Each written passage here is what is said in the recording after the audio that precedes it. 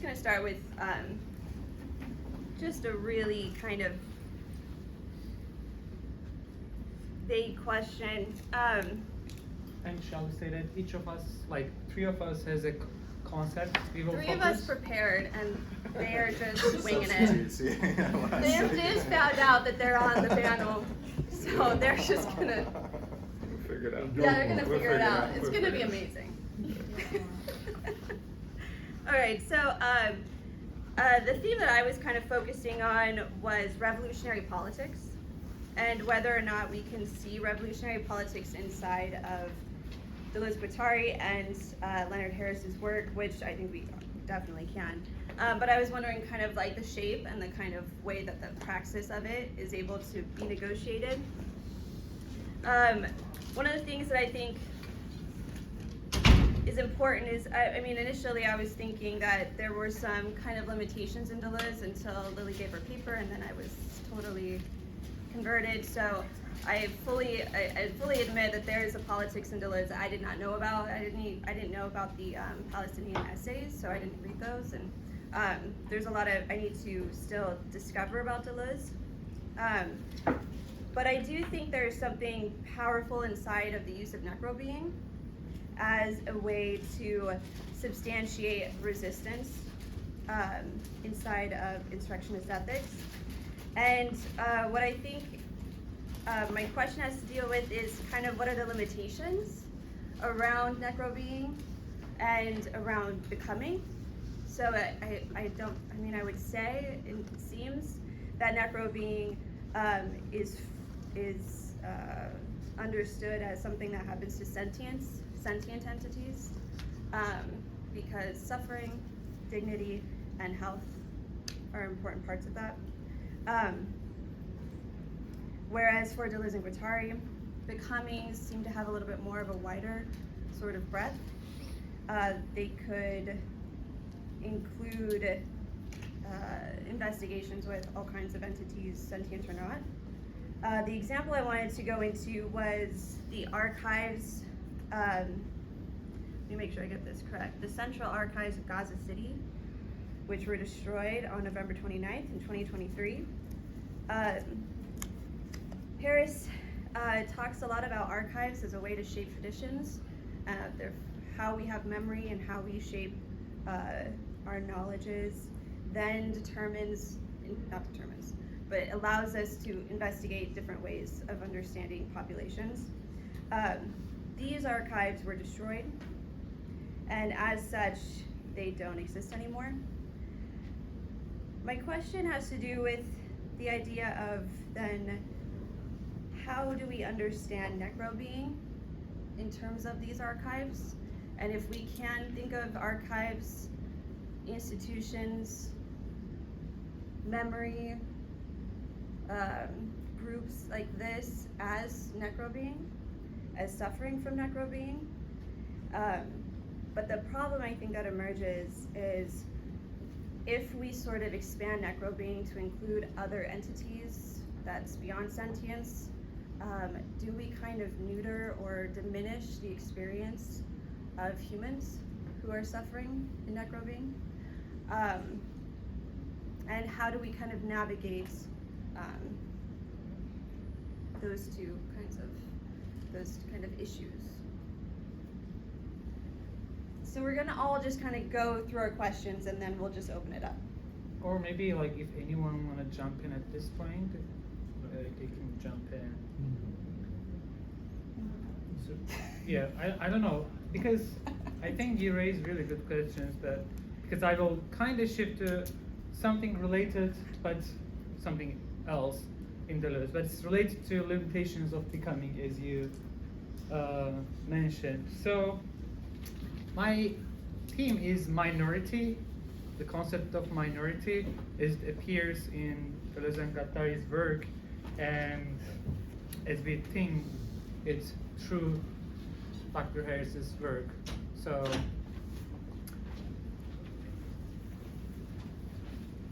prima facie, I think, like when we look at these two philosophers' work, I think we see two different, at least on prima facie, on the first encounter, two different approaches to minority.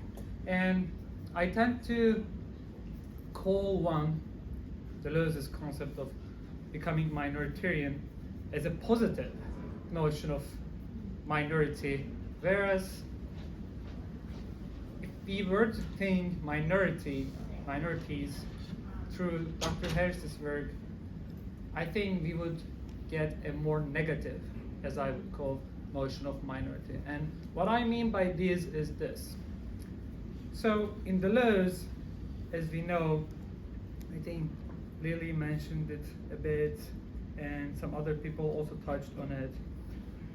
So becoming minoritarian is the essential, I would say, or the central concept in Deleuze's revolutionary politics. So, like, they understand emancipation through the power that's peculiar to the minority. And so we should note that for Deleuze and Guattari, minority is not about size of a group, but it's more about its mode of existence.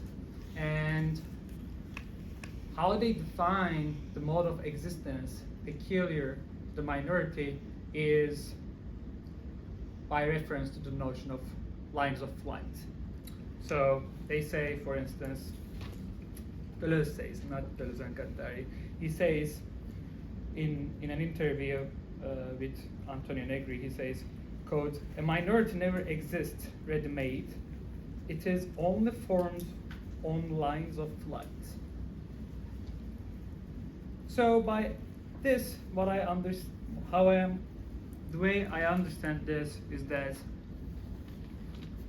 if you, as an agent or as a social collective, in some way follow a line of becoming that makes you something like that opens a new mode of thinking, seeing, and relating to each other, you are already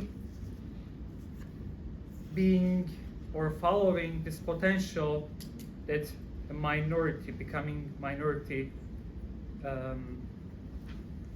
provides you with.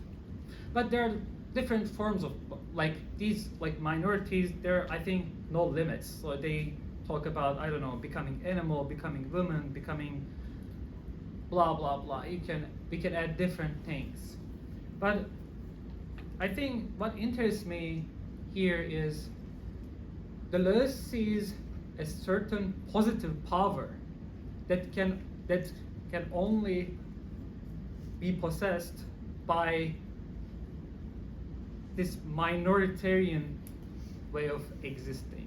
So he sees a positivity there, because these let's say people, or this mode of existence and those its possessors with a peculiar kind of potentia, power, in the Spinozian sense, I would say. Because only by becoming minoritarian you can disrupt the present form of suppressing modes of existence.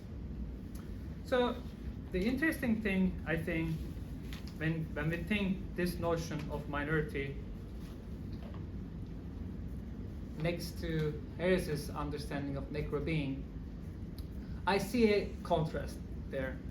Maybe I'm mistaken, maybe my reading is too superficial, but I don't know, we can discuss. So when I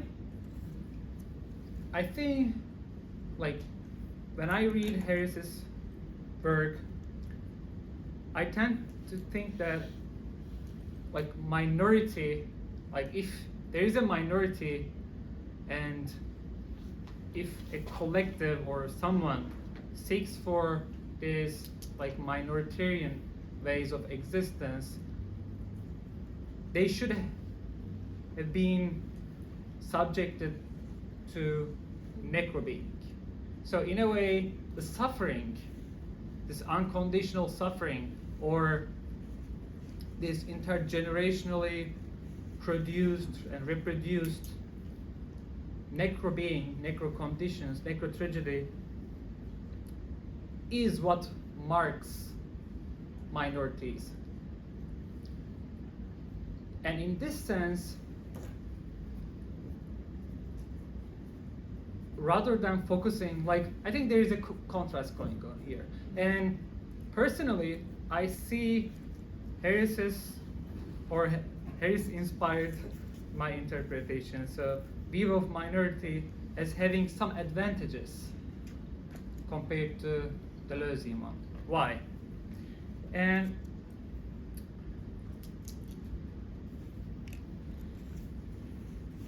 I think the reason why I take Harris's work to be more promising is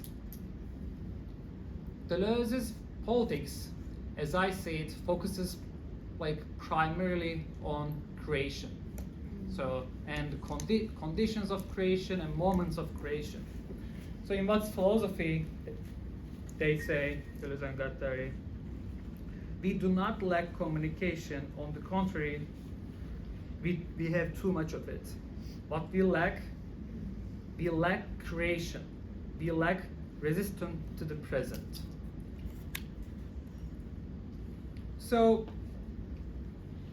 I think when Deleuze and Guattari focus too much on creation, a moment of eruption or becoming revolutionary, I would argue, there might be pushbacks on this, they at least, like, they neglect, I think, to some extent, the positionality, the issue of positionality when it comes to becoming. Why?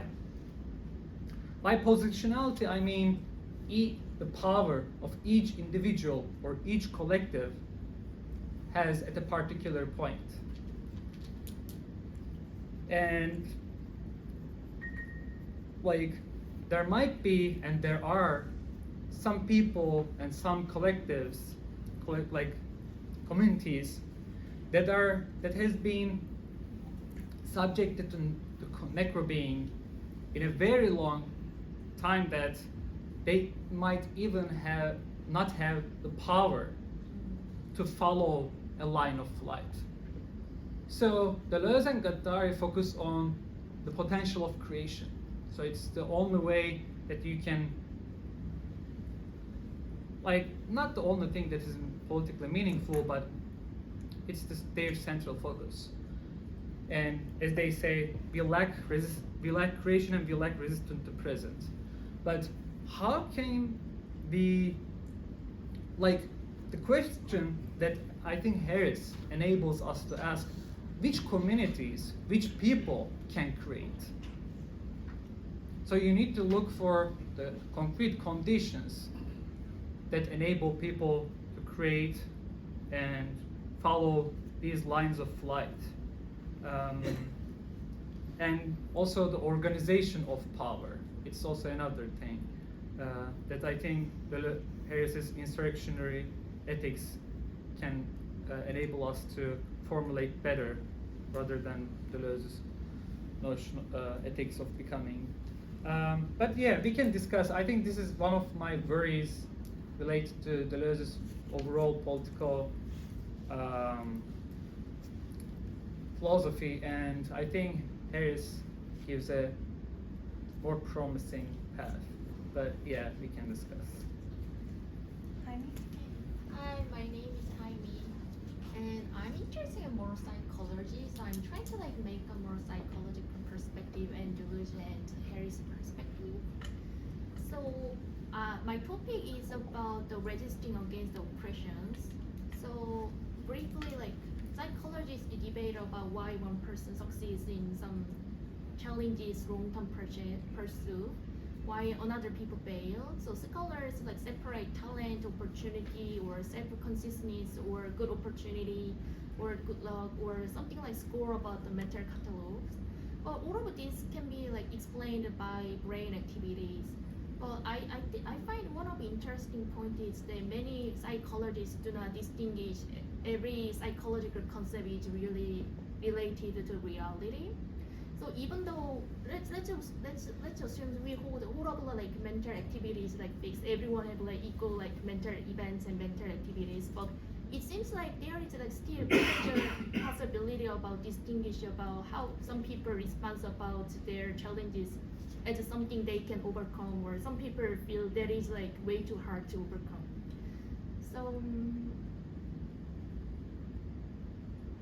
So some people tended to pursue in the challenges of like they can overcome, and why other people like disposes of give up. So my question now would be how an agency assimilated of likelihood of her success should be continued. So I produced one of the critical examples related to like collegiate cultures. So imagines that one person grow in the community legal models for pursuing higher education, and considers a first generation college students from an immigration community who were considered a lower expectation about academic success. And imagines when that person arrived at graduate school, and all of the like respected senior faculty and most of the other graduate students are male and white. So giving her some evidence, even though that would be a misreading, but it seems like she has some impressions about she's not a kind of person who usually succeed at these kinds of activities. Additionally, what if there is a lack of support from her family and community? How should this experience impact her doubts about her ability to succeed in her career? So I have more practical examples, like personal examples. So I'm second year PhD student, and I got a car accident 3 times within 2 years. It seems like, well, maybe U.S. like society doesn't welcoming me to like continue my PhD. Like, what if I misunderstand these situations? Okay, cool. So the I will offer aims to locate 2 different perspectives of operations and resisting systemic unfairness based on Dr. Harris's perspective and Deleuze. So I think Alex and Ahmed cover lots of background about Harris's and Deleuze's perspective. So let me summarize a little bit about my points. So I think Harris might interpret this case of first generation college as like having the duty to resist unjust conditions and operations like groups. However, this resistance is not able to individual actions, but about the transforming the systemic conditions they create and perception they could be. On the other hand, I think Deleuze might be open the possibility of micro-political acts of resistance, suggests that even though everyday actions can be forms for resistance against the oppression systems, even though the micro-political aspect remains secondary and aquinous. So my discussion question will be how an individual interpreted her situation in the light of failure or success in every single day. Okay, that's everything I prepared. Thank you.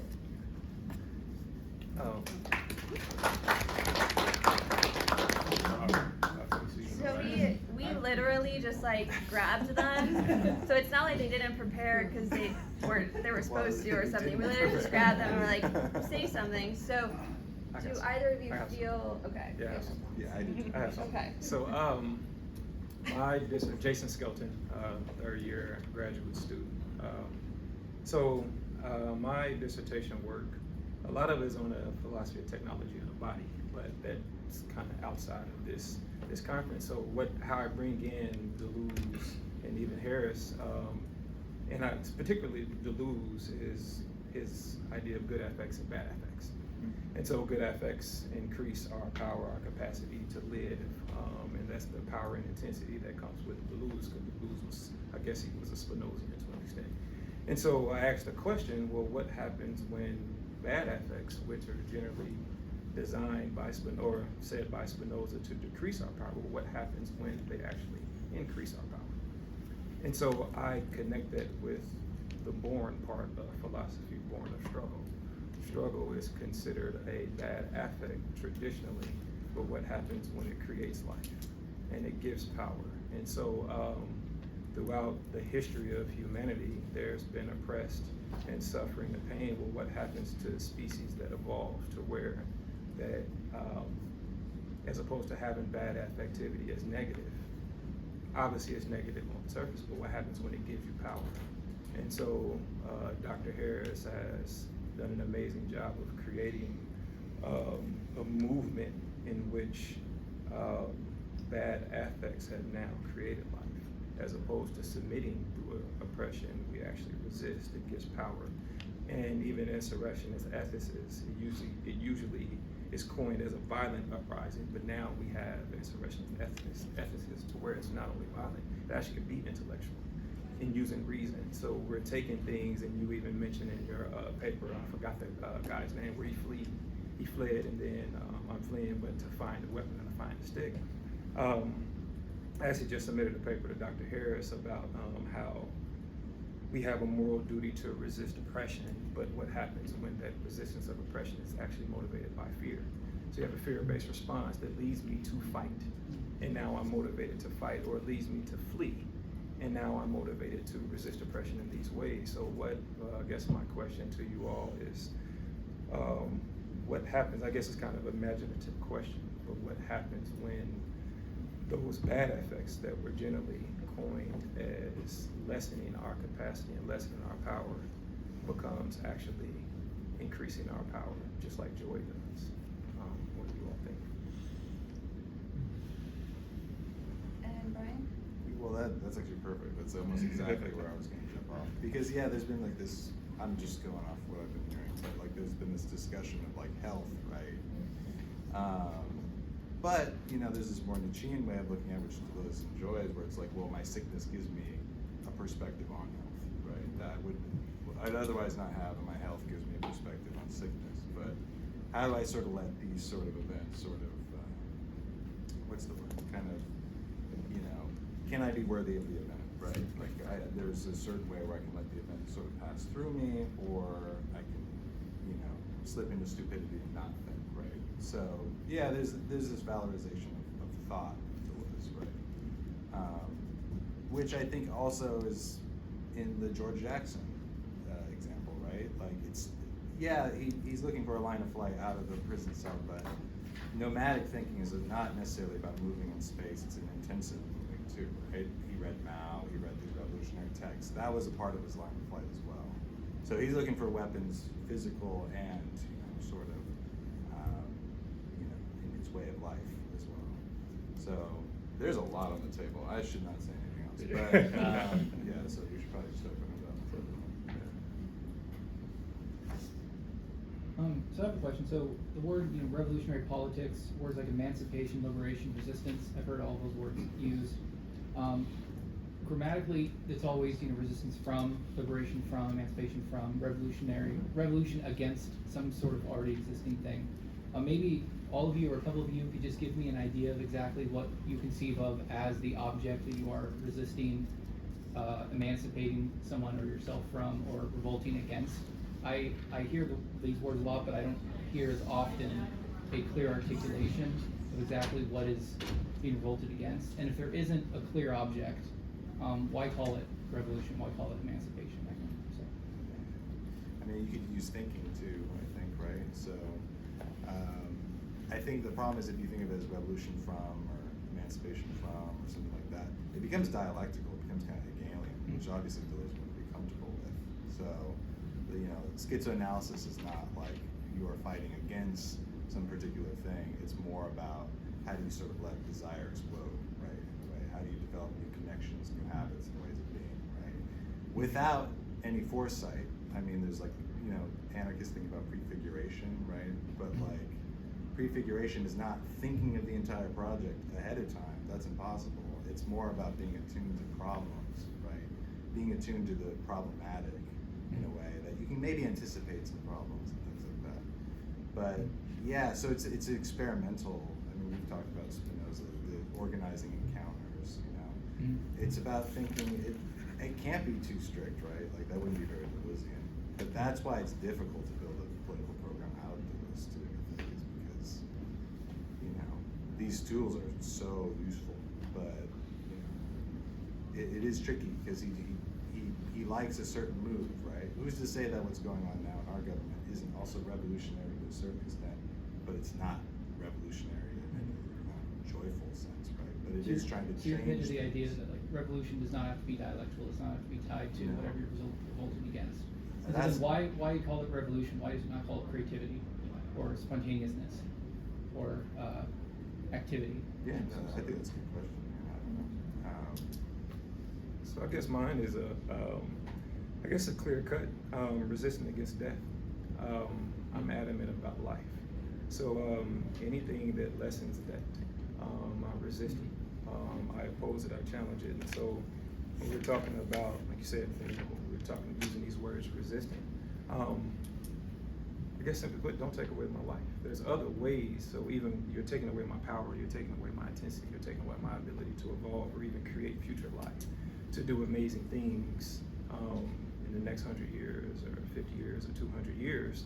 And so I'm resisting against that. And that's clear with me. And so when I'm using these terms, I'm resisting against that. Don't kill me. Don't lessen my capacity. Don't destroy people or people like me or anyone else that's in an oppressed situation. We can achieve evolution and growth, different meanings. You don't have to, I guess I said this earlier, you don't have to kill me for us to evolve. You don't have to oppress me in order for us to evolve. So the resistance for me in using those terms is clear against that. Besides, I think revolutionary politics is creative, but the creation is oriented around it's survival. I mean, it's about maintaining. It's about getting away from suffering and surviving. And so I think that's has to have more than just like this is something I'm creatively and like doing on the side, right? This is part of like what I have to do. So I would call it revolutionary in the sense that it's got a little bit more impact.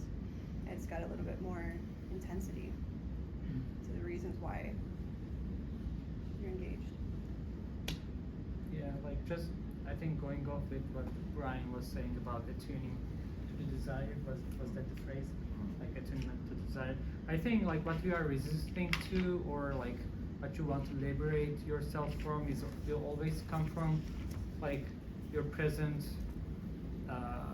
libidinal or desiderative investments. But I think these are, I want to say two things, like this is too general, the first thing that I said. I think for Deleuze and Guattari, what we are resisting to will always be contextual. So what we are resisting to here at that moment will not be the same that people will resist to in, let's say, in 200 years. Might be, let's say, might not be the same. And like it's contextual basically. Like I think they would like reject a universal idea of revolution against or liberation from. So all the things that we are resisting to are like social and historical types, and like some of them are very pervasive. So but I think your motivation, like your desire for like what makes you resist toward it is directly your body in a way. You feel the suffering, you feel the, I don't know, disempowerment, whatever you want to call. But that's the source. But organization comes later. Like I mean, we can argue what we are resisting to as a collective. Then yeah, you have a higher level, like a representation. And I don't know. I think this analysis will be different. You want to say anything? I would like to want to point out, it related to my question too. So my question would be, okay, let's assume like there is like progress about our evolutionary theory. There is like some more progress about our society. Then we like during like 2000 years briefly, we try to like make a progress about society, but why still like suffering and oppression exists, and who should hold this responsibility, and who should like change the like evolution of like movements. I think I still did not get answers about it. Who have like any good thoughts about ideas about occasions or occasion is that like briefly like 2,000 years we try to like register about oppression and suffering, but why we still like does not solve the problems? Who should hold the responsibility? Our ancestor, our generation, or future generation? Who? Any other thoughts about? Everyone. But maybe there is Exactly. Well, there's an old saying about the generals, the problem with war is that the other side has a say in the outcome. Yeah, people have been resisting for Irish states and hierarchies and enslavement have happened. And sometimes you create zones, people run away, create maroon communities in the hills. The one in Palmares, Brazil lasted for 150 years. It's ultimately crushed, but the idea and the practice of marronage spread from there. And so you can find, depending how wide you want to stretch the term, but you can find maroons and people who squat and who hack and who live off the grid, and there's all sorts of you risk, I think, metaphorizing the term marronage a lot whenever you talk about it. I would say that Deleuze's adversaries are completely open in the titles of his book. He's anti-Oedipus, so he's against psychoanalysis. It's capitalism and schizophrenia. He's against both of those. They are against both of those. He's got a little bit on mutual assured destruction, so he wasn't a big fan of the securitization term after the post-World War II. The Palestinians, he's got a whole list. It's literally a catalog of late 60s left-wing French opponents. You can just read them right down the line. Mass incarceration, homophobia. He's just a standard lefty. Now, he doesn't want to say that those enemies will be the ones that will always perform. But his enemies were completely clear, I think. He signed all the petitions.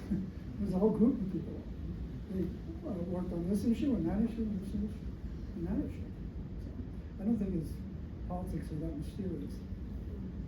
But he doesn't have a program for what the post-revolutionary society is going to look like. He's also against that because I think that's a kind of imposition on people's struggles. But in a way, I think the minority is a kind of program. It's like the anti-program in Deleuzean thought. Because, for instance, the difference between like necrobeing and Deleuzean becoming, I think, is that the Deleuzean politics is a micropolitics, right? It's politics of desire. So the question of like how you achieve revolution is always the question of like, do you actually desire it? And the problem is a lot of people don't, right? So the question is, why do people who suffer don't desire their own emancipation? But it's not so much a question of health in that way, because you might not have health and have the volition, like the Palestinians do, for instance. But you might also not have health and not have the volition, in which case I think that is absolute necrotragedy. But I think it's the death of both body and spirit that is actually like required, in my head anyway, to reach like absolute necropia. So like in as far as you can somehow produce that other orientation and desire, you already have a line of light. And then whether that line of light turns into like a war machine, there's a different question, but it's like, but we have to first get there. And the problem is that we can't get there because capitalism, according to whatever 1,000 plateaus at least, already actually co-opts every single orientation and change in desire, turns it into something that is productive for itself. So it's like, how do we get out of that? I don't know. But like revolution would be a question of desire first on the individual level, and then on kind of like the collective. And that's why it doesn't work to have this like pre-described revolutionary movement, like from the outside, as with like Marxism. I think, anyway. No, I think that's really good if I could chime in, because coming out of the post-war conformity, you could say that becoming minority is always against a standard, but a standard that's impossible for anyone to meet. That you're never white enough, you're never male enough, you're never this, that, and the other. But I think you're exactly right, and they do touch on that later on. But now, you have to have your own identity, right? Conforming is what capitalism is bad at. You know, do I have a niche for you, right? They'll give you any kind of thing. I mean, sexual repression may have had something to do with the birth of capitalism, but you go in Walmart today and there's like racks and racks of sex toys. They'll sell you anything you want. So I think that is his own experience post-World War II France, where there's cookie cutter, and get your papers in order, do not fold, spindle, and mutilate, was the slogan in the 60s in the United States. But nowadays, it's just, what's your pleasure? Let me sell it to you. Yeah.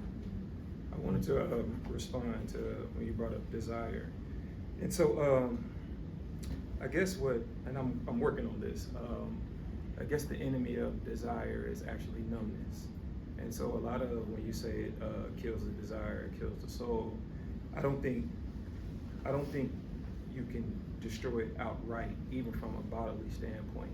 I can say I have no desire, but that doesn't mean I actually like desire. If you throw me in water, I might try to fight to survive. And that gives, I guess, an application of desire. But if you numb me out, then I have no ability to feel that level of desire. And that numbing is actually the part of oppression, to where it can take away the body. And so in these acts of oppression, when they're taking away life, it's like you're numbing it to where you don't even know what dignity is, or you know what life is, because you can't feel it, you can't sense it. And then your body can't even adapt, and your mind can't adapt because it numbs. So you lessen the intensity of an actual affect, and it's demoted and devalued into just a slight emotion or just some random thought, but it has no life in the thought or life in the emotion. And so it's actually numbing that what oppression actually does, as opposed to what to get to necrobeing, it actually numbs, and then you have no desire because you can't even feel it if you knew it was there. And so I think the numbing part. Yeah, so Deleuze specifically talks about this in Nietzschean philosophy. Like he draws upon like his work in Spinoza practical philosophy, where he kind of talks about Spinoza's asking, which is why men fight for their enslavement and then call it their freedom. Like, you know, why do we do this like irrational, illogical thing where we think we're fighting for our freedom, but we're just happily putting more and more chains on ourselves? And then in Nietzschean philosophy, he kind of talks about in his section on like passive and like active nihilism and then reactive nihilism, he talks about how, you know, we might consciously recognize that the situation is untenable, that it's bad for us, but at least we recognize the situation, right? There is a comfort that exists even in a bad situation because it's knowable. And so the idea of then reacting, desiring to not be in that situation has to overcome that comfortability, and like it's an insanely difficult thing to do. Like even just, you know, if you ever like dealt with addiction, like you understand that you can rationally think this is destroying my life, but the act of like actually fighting, revolting against that addiction is something that like is very difficult for human beings to do. And so he talks about like how it's just a really hard thing for people to do, and that's like maybe not a satisfactory answer, but I think for Deleuze, like that's the recognition he comes to. And so I think he becomes very reluctant to say, like, here are the steps that we have to take to, like, you know, allow for a revolution to occur or to like incite people to revolution, because like you can't say that, because everybody's going to have a different threshold, and like everyone is going to may or may not be able to meet the challenge of like allowing for their desire to overcome the comfortability of the situation, even if the situation is bad. I agree. So I have a sort of a question off of that. So I mean that analysis makes it sound as though And I don't know if you're thinking about Aristotle and incontinence. It almost makes it sound as though the problem is we know what we should do, but we fail to do it. But I feel like the problem in Deleuze of like microfascism is different. It's I want to be led, right? And that particular production of desire then becomes completely anti-revolutionary. And I think that we're seeing abundance of that today in terms of authoritarian fascism of various kinds, right? So I wonder if it's really like, oh, I see what I should do, but I don't want to displace my comfort in pursuing it. But is it not rather like my actual formation of desire is reproducing the conditions of my subjection? And then and I don't know, I mean, because I totally agree that the problem of evolution is a problem of desire. And I'm thinking also there's the nice quote, I think, in Foucault's preface to the English translation of Anti-Oedipus, that is the connection of desire to reality that generates revolutionary force.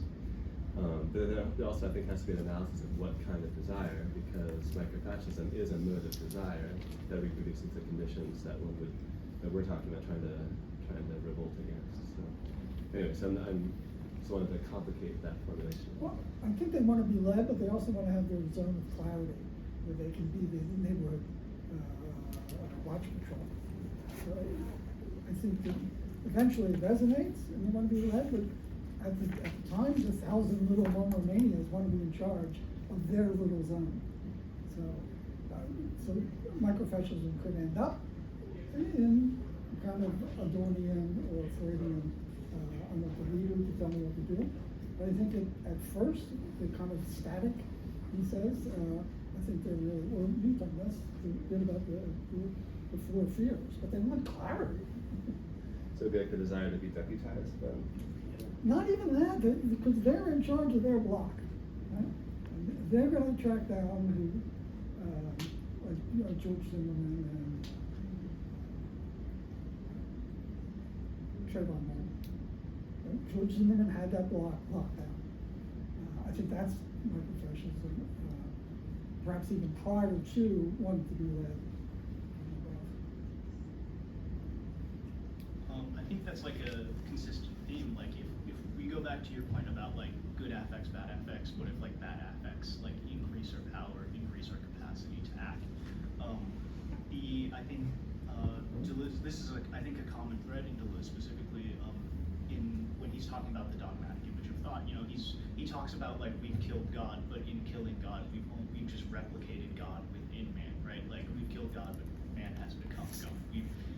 We've killed him, but we did not kill the idea of him. We just it just insidiously sprouted within the way we view the world and how we perceive things. And so when it comes to like producing desire that allows for revolution or action, right? Like when you talk about microfascisms, like what happens a lot of the time historically, like post-revolution, right? Like post-revolution, historically, a lot of the times, like more atrocities are just perpetuating. And so I think this is something that like Deleuze is very cognizant of, and like that's why I think there is that sort of tension in his like work, like when we talk about what Deleuze's political philosophy is, because he's so concerned with like not wanting his power, right, his concept to produce that result, which he thinks is the antithesis of like what the revolution I think ought to be. So you go ahead. So the Nietzschean approach, he has a saying, you have to protect the strong from the weak. And so one of my favorite characters in X-Men is Apocalypse. He has this mission, is that you have all your systems and your weapons and your wars and your bombs, but I'm going to give power to those who are oppressed to where it can overcome your war machines.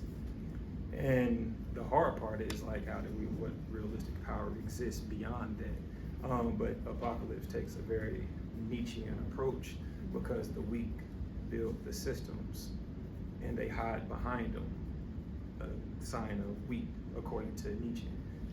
And so in this, I guess, battle that I'm embracing and taking on from Harrison approach and philosophy born of struggle, and even what Deleuze is talking about with how you did the list that he's anti-Oedipus, anti-capitalism, all that. It's like we may not know yet what it is, but we have, a pathway towards this, this unknown, to where it can't be that, so it has to be on this direction. And if we look at the responses to it, I know you mentioned earlier about the administration now. It's almost like they're nervous, and they're going throughout and trying to find all odds of trying to doing these war machines, but it's almost like they're running out of options. And so it's like, optimistic approaches that we're going in the right direction to protect the strong from the weak. And so that's how I look at it with Harrison approach and even the Deleuze approach.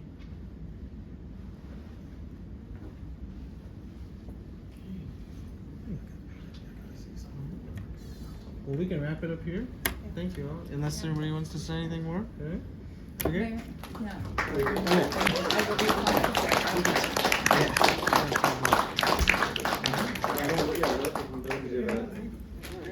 No, I just think it's interesting that